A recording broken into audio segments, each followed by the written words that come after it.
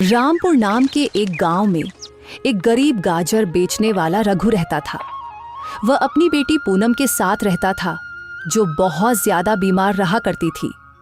रघु के पास एक छोटा सा खेत था, जहां वह गाजर उगाया करता था। रघु रोज अपनी टोकरी में गाजर रखकर पूरे गांव में घूम घूम कर बेचता था। गाजर ले लो गाजर, ताजा ताजा गाजर। हे भगवान, आज एक भी गाजर नहीं बिकी। पूनम के लिए दवाइयां भी लेनी है। अगर उसे दवा नहीं मिली तो उसकी तबीयत और बिगड़ जाएगी। रघु, क्या हुआ बेटा? इतने उदास क्यों हो? आज भी कोई गाजर नहीं बिकी क्या? मैं तो कहता हूं ये धंधा छोड़कर सेठ भूषण के पास काम पर लग जाओ। वह तुम्हें अच्छे खासे पैसे भी दे देगा।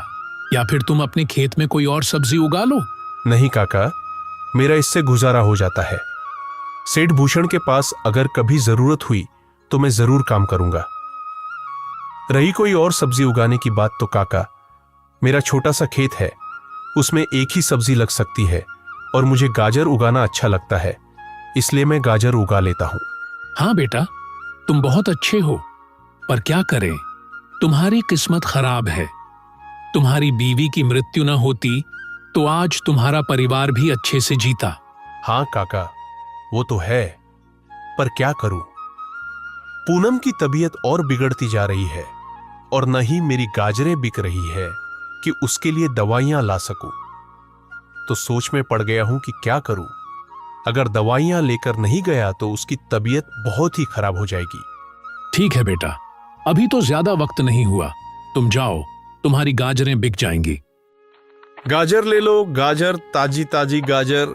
रघु आवाज लगाता हुआ जा रहा था कि सामने एक औरत खड़ी थी। उसने रघु से कहा, रघु भाई, इतना समय लगा दिया, मैं कब से आपका इंतजार कर रही हूँ। मेरा बेटा रो रहा है, मामा गाजर का हलवा बना कर दो। मुझे 100 की गाजरें दे दो ताकि मैं अपने बेटे को गाजर का हलवा बनाकर दे सकूं। लो बहन, अभी दे देता हूं। रघु ने उसे गाजरें दे दी और आगे बढ़ा। ऐसे ही रघु घर घर जाकर गाजरें बेचता और अपने घर का गुजारा करता। गाजरें तो काफी बिक गई हैं और पैसे भी आ गए हैं। अब मैं जाकर पूनम के लिए दवा भी ले आऊं। कल भी उसने दवा नहीं खाई थी। रघु दवा लेकर घर चला गया। घर आकर उसने अपनी बेटी की ओर देखा, जो उदास सी बैठी थी। बेटी, देखो, मैं दवा लेकर आया हूं, दवा खाओ, तुम्हें अच्छा लगेगा। पिताजी, आप जानते हैं मैं ठीक नहीं हूँ, मेरा सिर बहुत दर्द कर रहा है। परेशान मत हो बेटी, बस दवा खाओ और आराम करो, दवा तुरंत असर करेगी। बेटी ने रघु की बात मानी और दवा खा ली। कुछ देर वे दोनों चुपचाप बैठे। फिर रघु ने मुस्कुराते हुए कहा, बेटी, कल से तुम्हें हर दिन यह दवा मिलेगी, बस तुम स्वस्थ रहो, बस यही मेरी खुशी है। पिताजी, आपको मेरी कितनी चिंता है मैं जानती हूँ। ऐसी ही बातें करते करते दोनों पिता और बेटी सो गए। रघु सुबह अपने खेत पर टोकरी साथ लेकर जाता और टोकरी भरकर गाजर तोड़ता, फिर उन्हें गांव में बेच देता। ऐसे ही उनका समय बीत रहा था। एक दिन जब रघु गाजर बेचने के लिए गया हुआ था, तो पीछे से उसके खेत के पास से एक चरवाहा अपनी गायें लेकर जा रहा था। उसकी गायों ने गाजर को देखा तो रघु के खेत की तरफ दौड़ी। उन्होंने रघु के खेत से गाजर खाना शुरू कर दी। चलो बस करो अब, पता नहीं किसका खेत है, मालिक आ गया तो पूरे पैसे लेगा और मेरे पास इतने पैसे नहीं हैं। चलो भागो, अब घर जाकर खा लेना। चरवाहे ने गायों को रोकने की बहुत कोशिश की, लेकिन वे नहीं रुकी। उन्होंने थोड़ी ही देर में सारा खेत साफ कर दिया। चरवाहा जल्दी से अपनी गायें लेकर वहां से निकल गया। किसी की भी नजर उस पर नहीं पड़ी। रघु की कमाई का एकमात्र जरिया यही गाजरों का खेत था। वह भी अब तबाह हो गया और रघु को इस बात की कानों कान खबर नहीं थी। उधर रघु बहुत खुश था, दिल ही दिल में सोच रहा था, अब गाजर अच्छी बिक रही है। मैं कुछ ही दिनों में पैसे जमा करके अपनी बेटी को एक लाल रंग का प्यारा सा सूट ले दूंगा। बहुत समय हो गया है, मैंने कभी उसे नया सूट नहीं दिया, क्योंकि और भी खर्चे बहुत होते हैं, लेकिन इस बार मैं पक्का उसे सूट ले दूंगा। ऐसे ही ख्यालों में रघु अपने घर चला जाता है। अगले दिन सुबह रघु अपनी टोकरी लेकर गाजर तोड़ने खेत गया, लेकिन जैसे ही उसने खेत देखा, खेत देखकर उसका दिल बैठ गया। ये क्या हुआ? सारी गाजरें कहाँ गईं? ये तो पूरा खेत खाली है। फिर उसने करीब जाकर देखा तो पता चला कि कोई सारी गाजरें खा चुका था। अब वह कौन है इसका रघु को पता नहीं था। रघु बहुत मायूस हुआ। रघु की आंखों में आंसू आ गए। मेरे पास रोटी कमाने का कोई और जरिया नहीं, अब मैं क्या करूं? रघु उदास होकर घर वापस आया। घर पहुंचकर वह बेटी के पास गया। क्या हुआ पिताजी? आज आप गाजर बेचने नहीं गए? सब ठीक तो है? आपकी तबीयत तो खराब नहीं? तबीयत तो ठीक है बेटा, लेकिन किस्मत खराब है। जब मैं खेत गया तो देखा कि पूरा खेत खाली है। पता नहीं कौन मेरी सारी गाजरें खा चुका है।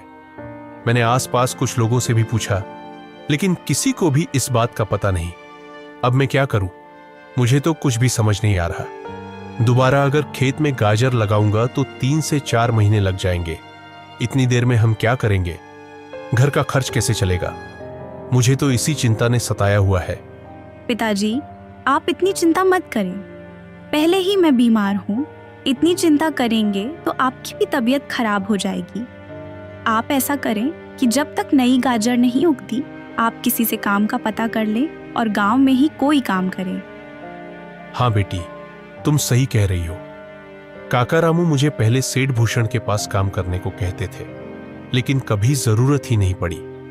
अब मैं सीधे सेठ भूषण के पास ही जाता हूं और उनके पास काम करता हूं जब तक नई गाजर नहीं उगती। ठीक है बेटी, मैं अभी जाता हूं। तुम अपना ख्याल रखना। रघु सेठ भूषण के पास काम का पता करने के लिए चला गया। सेठ जी, मैं आपके पास काम का पता करने के लिए आया हूं। मुझे कोई भी काम दे दीजिए। मैं मन लगाकर काम करूंगा। आपको शिकायत का मौका नहीं दूंगा। क्या हुआ रघु? तुम यहाँ काम ढूंढ रहे हो? तुम्हारी गाजर को क्या हुआ?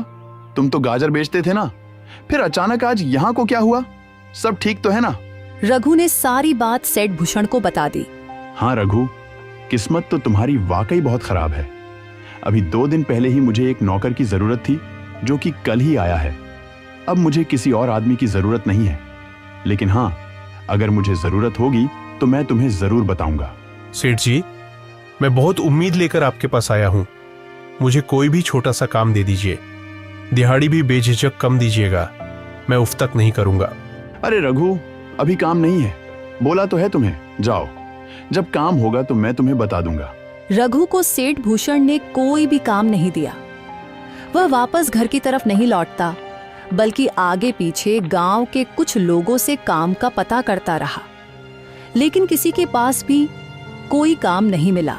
अपने गांव में तो मुझे कोई भी काम नहीं मिल रहा, और बाहर किसी दूर के गांव में मैं काम नहीं कर सकता। मेरी बीमार बेटी घर पर है। मुझे जल्दी घर भी आना होता है। मैं क्या करूं? अभी रात होने में भी समय है। मैं और किसी से काम का पता करता हूं।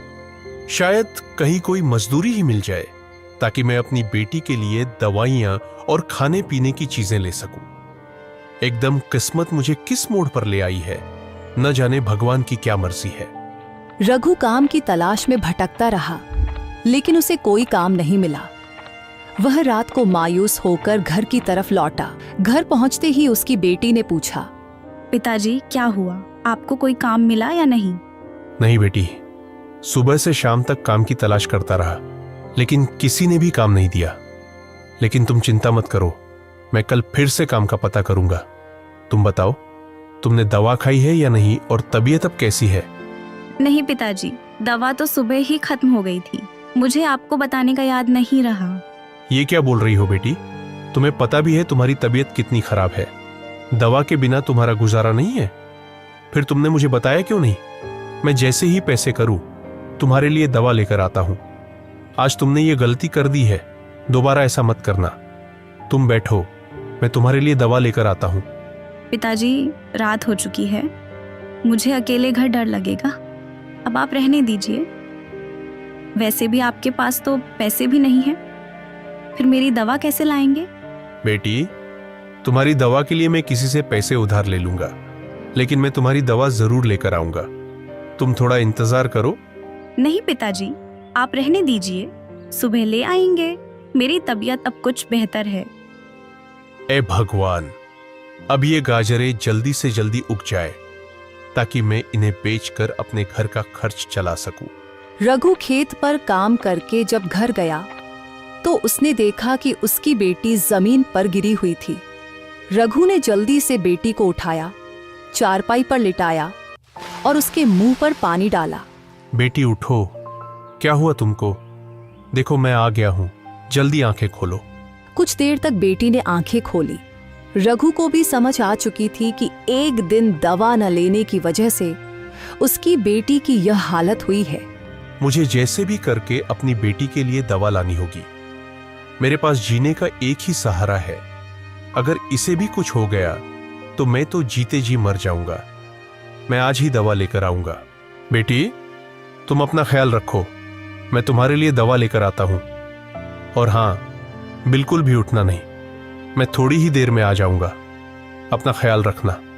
रघु सीधे अपने एक दोस्त के पास गया जो दूसरे गांव के जमींदार का नौकर था। दूसरे गांव का जमींदार लोगों को सूद पर पैसे देता था। रघु सीधे उसके पास गया और जाकर बोला, अर्जुन भाई, मुझे पैसों की बहुत सख्त जरूरत है। मेरी बेटी के लिए दवा लेनी है। मुझे अपने मालिक से कुछ रकम सूद पर उधार दिला दो। तुम्हारी बहुत मेहरबानी होगी। रघु, मैं तुम्हें पैसे तो दिला दूंगा, लेकिन मेरा मालिक बहुत खतरनाक आदमी है और वह सूद भी बहुत ज्यादा लेता है। अगर तुम समय पर पैसे नहीं दे सके तो वह तुम्हारे साथ अच्छा व्यवहार नहीं करेगा, बल्कि तुम्हारा खेत रख लेगा। अच्छी तरह सोच समझ लो। अगर तुम वादा करो कि समय पर पैसे लौटा दोगे तो मैं तुम्हें कम सूद पर रकम दिला दूंगा, लेकिन फिर समय पर पैसे चुकाने होंगे। अर्जुन भाई, मैं समय पर रकम अदा कर दूंगा। मुझे बस 3 महीने का समय चाहिए। मैंने अपने खेत में गाजरें लगा दी है। जैसे ही वे उगेंगी मैं सारी गाजरें बेचकर पैसे लौटा दूंगा। अर्जुन रघु को अपने मालिक के पास ले जाता है। मालिक, ये रघु है, मेरे गांव में गाजर बेचता है। इसे पैसों की बहुत जरूरत है। इसे ब्याज पर पैसे चाहिए। ये 3 महीने के अंदर ब्याज समेत सारे पैसे वापस कर देगा। मैं तुम्हें 30,000 दूंगा, फिर 3 महीने बाद तुम्हें 45,000 वापस करने होंगे। दे सको तो ठीक है, मैं अभी दे देता हूँ। मालिक, ये मेरे गांव का है और बहुत गरीब है बेचारा। इसे थोड़ा कम ब्याज पर कर्ज चाहिए। ये अपनी जमीन के कागज गिरवी रख देगा। ठीक है, तुम्हारे कहने पर कम कर देता हूँ। चलो 40,000 दे देना, इससे कम पर मैं कर्ज नहीं दूंगा। जमींदार ने रघु को पैसे दे दिए। रघु पैसे लेकर बहुत खुश हुआ। उसने सोचा, चलो अब कुछ दिनों के लिए तो पैसों का इंतजाम हो ही गया है।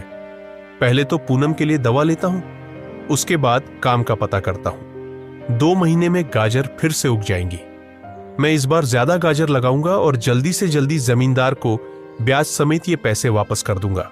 ठीक है जमींदार साहब, आपका और अर्जुन भाई आपका भी। मैं ये पैसे वक्त से पहले वापस कर दूंगा। अब मैं चलता हूं, मुझे अपनी बेटी के लिए दवा लेनी है। रघु पैसे लेकर सीधे हकीम के पास गया। वहां से दवा ली, फिर अपने घर चला गया।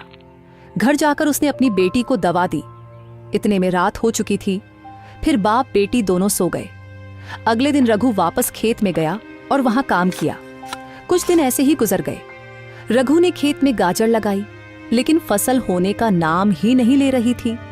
ऐसा लग रहा था जैसे किसी ने कोई जादू कर दिया हो। पिताजी, गाजर उगी या नहीं? आजकल आप बहुत मायूस मायूस नजर आ रहे हैं। क्या हुआ है? बेटी, 2 महीने होने को आए हैं। मुझे कोई और काम भी नहीं मिला और मैंने दिन रात खेत में मेहनत की, गाजर लगाई, लेकिन वो भी नहीं उग रही। पता नहीं क्या हो गया है। ऐसा लगता है जैसे मेरे खेत पर किसी ने कोई जादू कर दिया हो। गाजर उगने का नाम ही नहीं ले रही। पिताजी, बात तो चिंता की है, लेकिन आप भगवान पर विश्वास रखिए। जरूर कुछ अच्छा होने वाला है, जिस वजह से भगवान हमें आजमा रहे हैं। बेटी, पता नहीं भगवान और कितना हमें आजमाएगा। चलो, तुम अपना ख्याल रखना। मैं खेत पर जाकर देखता हूं कि गाजर उगना शुरू हुई है या नहीं। पूनम से इतना कहकर रघु सीधा खेत में चला गया। वहां अपना वही खाली खेत देखकर उसकी आंखों में आंसू आ गए। वह वहीं एक पेड़ के नीचे बैठ गया और भगवान से शिकवे शिकायतें करने लगा। हे भगवान, तू मुझे इतना क्यों आजमा रहा है? मैं इस काबिल नहीं हूं कि तेरे इम्तिहानों से गुजर सकूं। मेरे घर में मेरी बीमार बेटी है। मेरे सिर पर 40,000 का कर्ज है जो मुझे अगले महीने देना है। मुझे तो कुछ भी समझ नहीं आ रहा। भगवान, मुझ पर दया करो। वहां से एक साधु महाराज जा रहे थे। उनकी नजर रघु पर पड़ी। उन्होंने रघु को देखा तो वह रो रहा था और भगवान से शिकवे शिकायतें कर रहा था। साधु महाराज ने रुककर रघु से पूछा, क्या हुआ पुत्र, रो क्यों रहा है? और लगता है भगवान से बहुत नाराज हो। बताओ तो सही, आखिर क्या समस्या है? क्या पता मैं तुम्हारी कोई मदद कर सकूं? साधु महाराज के पूछते ही रघु ने सारी बात खुलकर साधु महाराज को बता दी। साधु महाराज ने ध्यान से बात सुनी और गंभीर आवाज में बोले, चिंता मत करो, भगवान सब ठीक कर देगा। तुम दिल के बहुत नेक हो, ऐसे इंसान भगवान को बहुत पसंद होते हैं। यह कहकर साधु महाराज वहां से चले गए, लेकिन जाने से पहले अपने पास मौजूद पानी में से एक घूंट रघु के खेत में छिड़क देते हैं। फिर वे वहां से चले जाते हैं। रघु चुपचाप वहीं बैठा रहता है। रात को फिर वे घर वापस चला जाता है। अब रघु के पास जो कर्ज लिया था वह सारे पैसे भी खत्म हो चुके थे। उनके पास खाने को भी कुछ नहीं बचा था। रघु अंदर से टूट चुका था। उसकी बेटी ने भी ऐसे ही दवा खा ली। उस दिन वे दोनों बाप बेटी कुछ खाए पिए बिना ही सो गए। बेटी, मैं अर्जुन के पास जाता हूं। उसके घर से कुछ खाने के लिए तुम्हारे लिए लेकर आता हूं। ठीक है पिताजी, जल्दी आ जाइए, मैं इंतजार कर रही हूँ। अर्जुन का घर रघु के घर से थोड़ा दूर था। रास्ते में रघु का खेत भी आता था। जाते हुए रघु ने खेत में चक्कर लगाने का भी सोचा। क्यों ना खेत में भी चक्कर लगा लो, पास ही तो है, बस देखकर वापस आ जाऊंगा। क्या पता गाजर उगना शुरू हो जाए। पूनम को बताऊंगा तो वह भी खुश होगी। रघु खेत देखने के लिए खेत की तरफ पहुंचता है। वह देखता है कि पूरा खेत खाली है, लेकिन एक जगह पर जहां साधु महाराज ने पानी का घूंट छिड़का था, वहां एक पौधा निकला था जिस पर ऊपर गाजर लगी हुई थी। रघु को कुछ समझ नहीं आता कि यह कैसे हो सकता है। गाजर तो जमीन में उगती है, फिर यह पौधा के ऊपर कैसे आ गई? और एक ही रात में यह पौधा इतना बड़ा कैसे हो गया? उस पौधे पर 2 गाजर लगी थीं। चलो ऐसा करता हूं, ये 2 गाजर ले जाता हूं। एक पूनम खा लेगी और एक मैं। ना मैंने कल रात से कुछ खाया है, ना ही पूनम ने। चलो ये गाजर खाकर गुजारा हो जाएगा।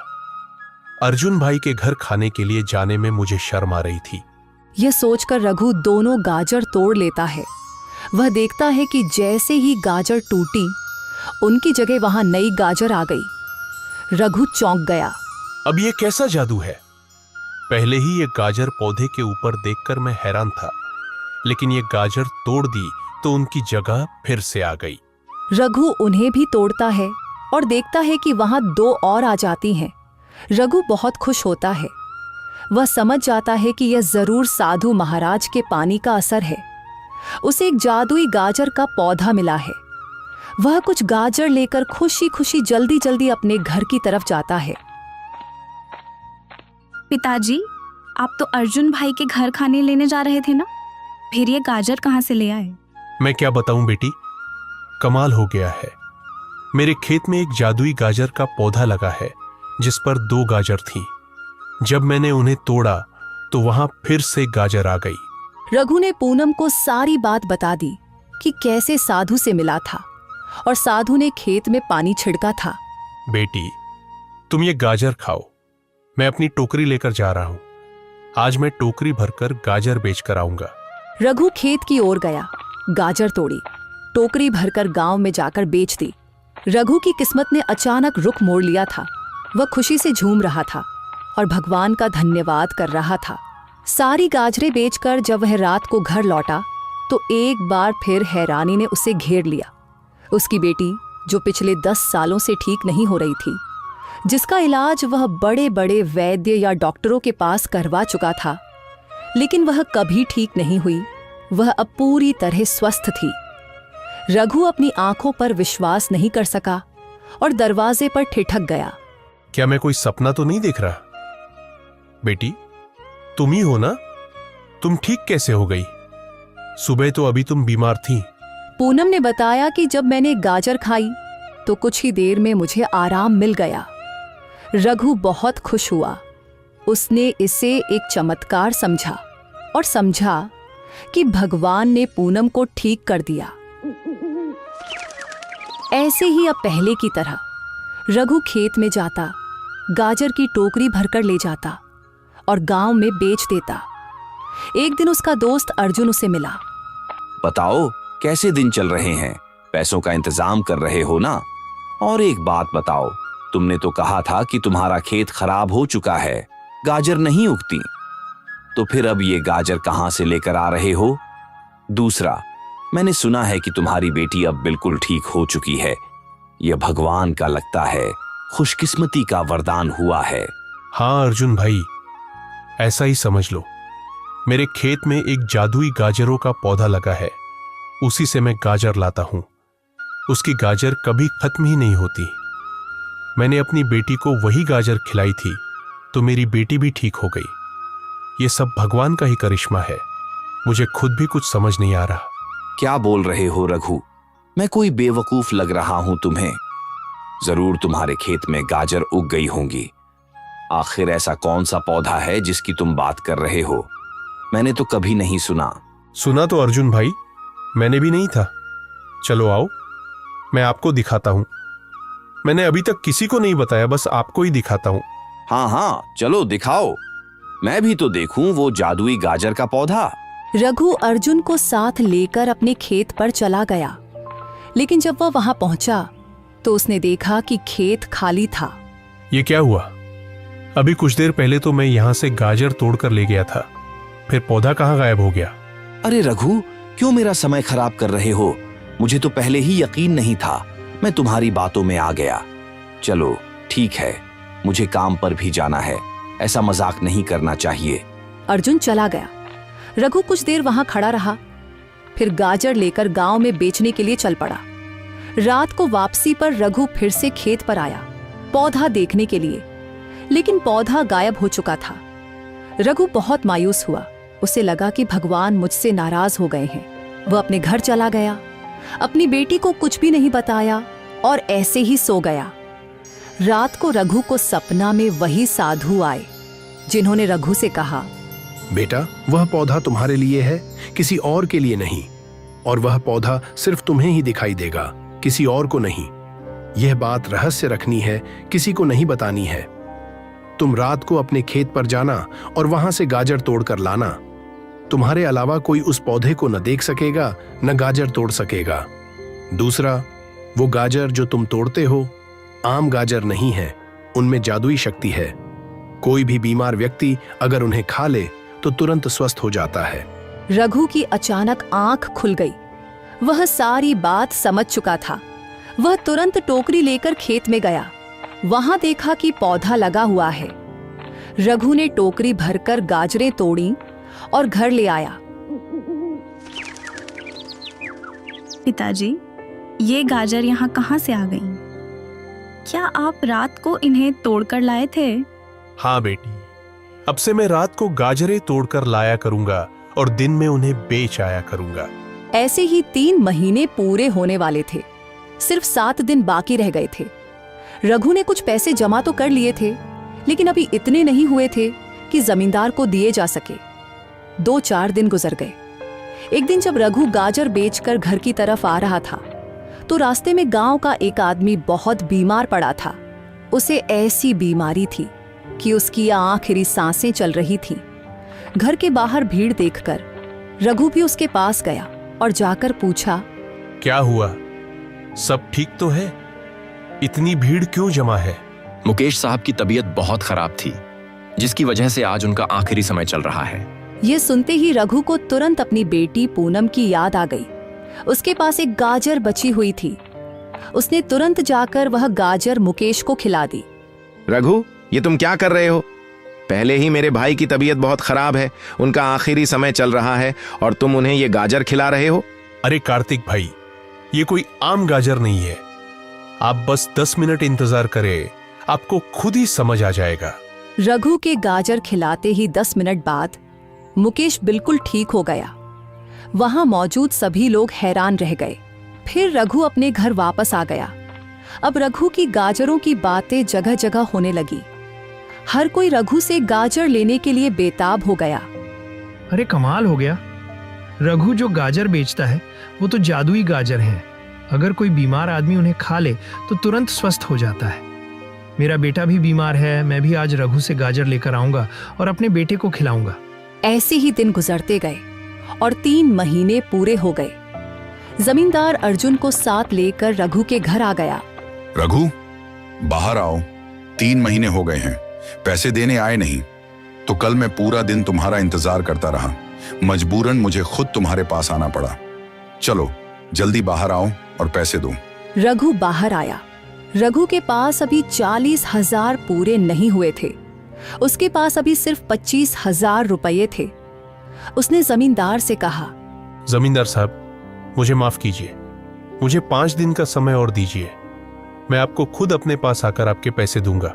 अभी मेरे पास 25,000 है, 40,000 नहीं हुए। आपकी मेहरबानी होगी अगर मुझे समय दे दे। मेहरबानी तो पहले मैंने की थी तुम पर, तुम्हें पैसे देकर। अब तुम मेरे साथ ड्रामा कर रहे हो। तुम जैसे लोगों को तो मैं पैसे देता ही नहीं, लेकिन अर्जुन की बात पर पैसे दे दिए थे। चलो 25,000 दे दो और तुम्हारे पास बाकी 2 दिन का समय है। बाकी पैसे मेरे घर पहुंचने चाहिए, वरना तुम भी मुझे नहीं जानते। रघु ने 25,000 तो जमींदार को दे दिए, लेकिन जमींदार ने रघु को बहुत बुरा भला कहा और धमकी भी दी कि 2 दिन में पैसे मिलने चाहिए। रघु बहुत मायूस हुआ। उसने अब 4 गुना ज्यादा गाजरें बेचना शुरू कर दी। अब रघु की गाजरों की बातें दूर दूर तक होने लगी। लोग दूर दूर से आने लगे। रघु को गांव में गाजरें बेचने जाने की जरूरत नहीं पड़ती थी। लोग खुद रघु से गाजर लेने उसके घर आ जाते। रघु देर तक सारी गाजरें लाता और बेच देता, तब जाकर वह 25,000 का इंतजाम कर सका। लेकिन अब उसने और ज्यादा मेहनत करने का सोचा और फैसला किया कि 2 दिन में जमींदार के पैसे वापस कर देगा। उधर जब जमींदार अपने घर पहुंचा तो उसकी पत्नी बेहोश पड़ी थी। विद्या, क्या हुआ? तुम होश में हो? विद्या, उठो। विद्या। जमींदार ने तुरंत डॉक्टर को बुलाया। डॉक्टर ने चेक किया और बताया कि आपकी पत्नी के सिर में रसौली है, जिससे उनका दिमाग किसी भी समय फट सकता है। आपको उनका ऑपरेशन कराना होगा और यह ऑपरेशन भारत में नहीं हो सकता। आपको इंग्लैंड जाना होगा। डॉक्टर साहब, ऑपरेशन के अलावा क्या मेरी पत्नी ठीक नहीं हो सकती? नहीं, आपको तुरंत ऑपरेशन कराना होगा। आपके पास ज्यादा समय नहीं है। अगर 2 दिन के अंदर ऑपरेशन नहीं हुआ तो उनकी मौत हो जाएगी। ये सुनकर जमींदार बहुत ज्यादा डर गया। मालिक, मैंने सुना है कि जो गाजरें रघु बेचता है वे जादुई गाजरें हैं। जो भी बीमार व्यक्ति उन्हें खा ले वह तुरंत स्वस्थ हो जाता है। अगर आप कहें तो मैं उसे बुला लाऊं और आप मालकिन को वह गाजर खिला दें। क्या बातें कर रहे हो? मैं इन चीजों पर यकीन नहीं करता। ये सब अफवाहें होती हैं। लोग अपना काम चलाने के लिए झूठ बोल देते हैं। इनको गंभीरता से नहीं लेना चाहिए। नहीं मालिक, मैं सच बोल रहा हूं। मैं खुद भी यकीन नहीं करता था, लेकिन रघु की गाजरें पूरे गांव में मशहूर हैं। मेरा मानना है कि आप एक बार उसे बुला लें और मालकिन को वो गाजरें खिला दें। अच्छा, अगर ऐसा ही है तो जल्दी जाओ। मैं अपनी पत्नी को इस हालत में नहीं देख सकता। जाओ, रघु को बुलाकर ले आओ। अर्जुन तुरंत गया और रघु को अपने साथ लेकर जमींदार के घर आ गया। जमींदार ने रघु से गाजर लेकर अपनी पत्नी को खिला दी। 10 मिनट में करिश्मा हो गया। जमींदार की पत्नी की आंखें खुल गईं और वह उठकर खड़ी हो गई। जमींदार यह देखकर बहुत खुश हुआ और रघु से बोला, रघु, तुम्हारा बहुत बहुत धन्यवाद। तुम्हारा यह एहसान मैं जिंदगी भर नहीं भूलूंगा। मुझे माफ कर देना। मैंने तुमसे जो बदतमीजी की उसके लिए मुझे बहुत शर्मिंदगी है। आज के बाद मैं कभी भी किसी के साथ ऐसा नहीं करूंगा। और हाँ, जो बाकी पैसे तुम्हें देने थे वो तुम मत देना। तुमने मेरी पत्नी की जान बचा ली, मेरे लिए यही सबसे बड़ी खुशी है। रघु फिर खुशी खुशी घर वापस आ गया। कुछ ही दिनों में एक बहुत बड़ा व्यापारी रघु के पास आया, जिसे जमींदार ने रघु की गाजरों के बारे में बताया था। उसने 2 से 3 ट्रक भरकर गाजरें ले ली। रघु दिनों में अमीर हो गया। वह रात भी उसी तरह जाता, गाजरें तोड़ने, और दिन में उन्हें बेच देता। रघु अपने गांव का सबसे अमीर आदमी बन गया, लेकिन गर्व और अहंकार उसमें नहीं आया। अब भी वह अपने चाहने वालों से पूरा सम्मान के साथ मिलता और खुशी खुशी गरीबों की मदद करने लगा। तो सुनने वालों, कैसी लगी आपको हमारी ये कहानी? अगर आपको पसंद आई तो हमारे चैनल को सब्सक्राइब करें, कहानी पसंद आई तो लाइक करें और एक प्यारा सा कमेंट भी करें। मिलते हैं अगली कहानी में।